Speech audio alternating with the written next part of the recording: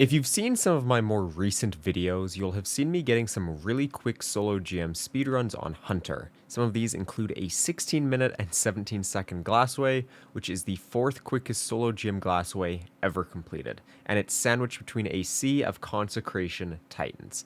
So today I'm going to showcase the build and some weapons you can utilize with this. The core of this build relies around Gifted Conviction, an underused exotic chess piece that was only introduced when the final shape launched. The way this exotic works is that upon using Ascension or Tempest Strike, you release 3 tracking arc projectiles that jolt targets. When you apply jolt to targets within 15 meters, you gain a stack of damage resistance for 10 seconds, and this damage resistance can be between 25% and 50% DR, depending on how many jolted targets there were.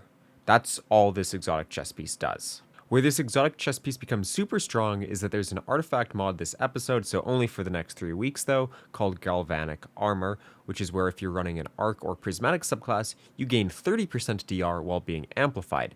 Proccing Ascension instantly gives you amplified, so you can kind of see where we're going with this. Since Ascension is on both Arc and Prismatic, we have 2 toolkits we can build this into. Both toolkits have their own advantages and disadvantages. The toolkit I was using in the solo GMs was the Prismatic Toolkit.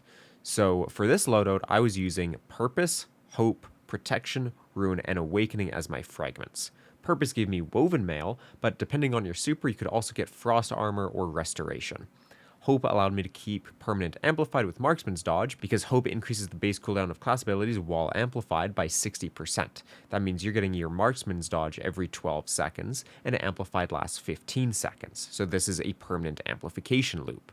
Protection gives me 15% DR while surrounded by 3 or more enemies, and then Ruin and Awakening I just kind of chose. Ruin increases my ignition radius by 20%, and then Awakening just gives me 10 resilience. You can really choose whatever 2 fragments you want here, but the first 3 are the important ones. For dodge, you definitely want Marksman's Dodge though.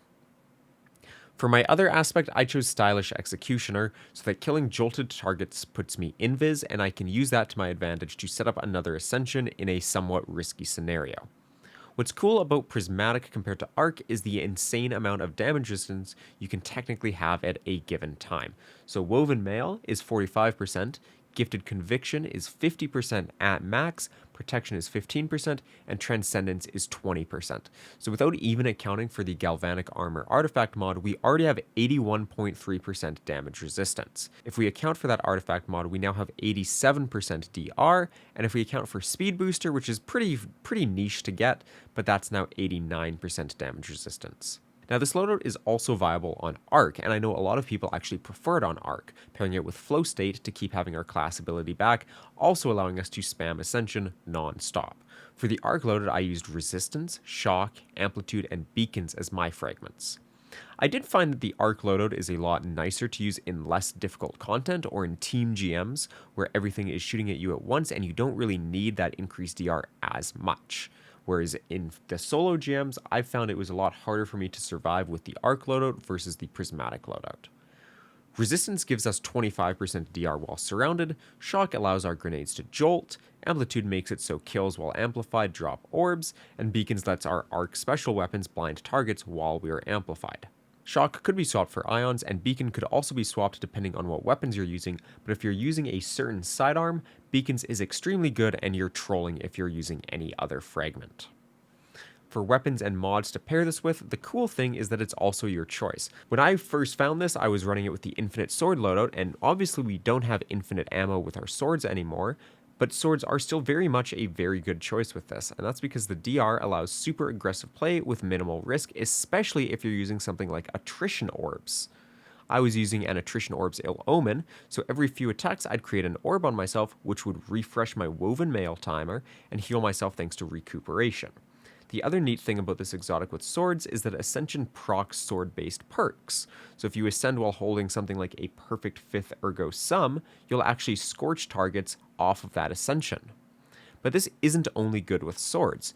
You can run into an engagement, ascend, and then back away while using a machine gun, an SMG, hand cannon, waveframe GL, or a rocket sidearm. There's a lot of choices. This one just lets you play a lot more aggressively without repercussions.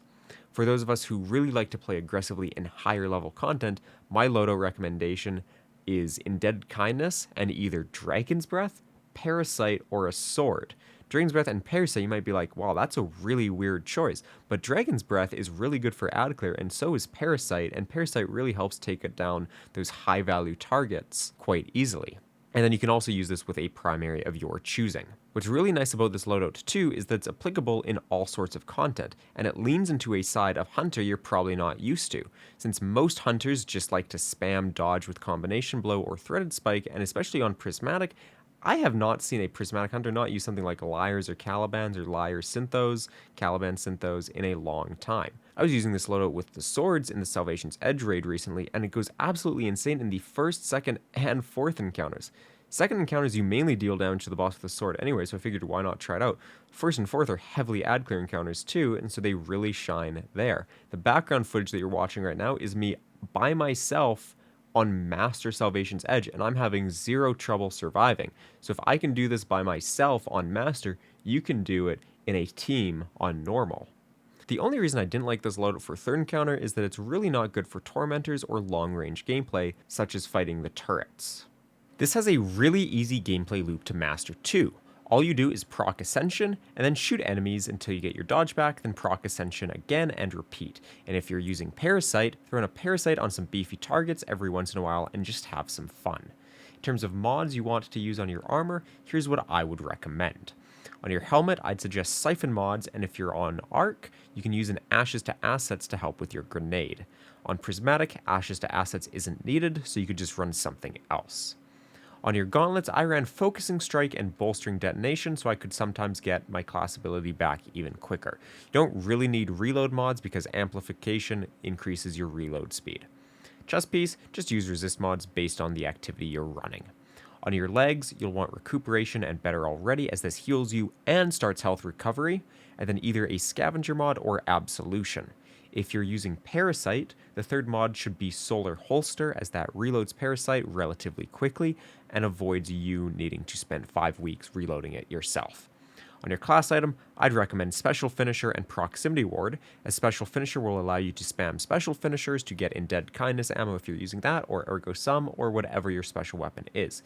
If you're not using a special weapon, you can just run Font of Restoration instead.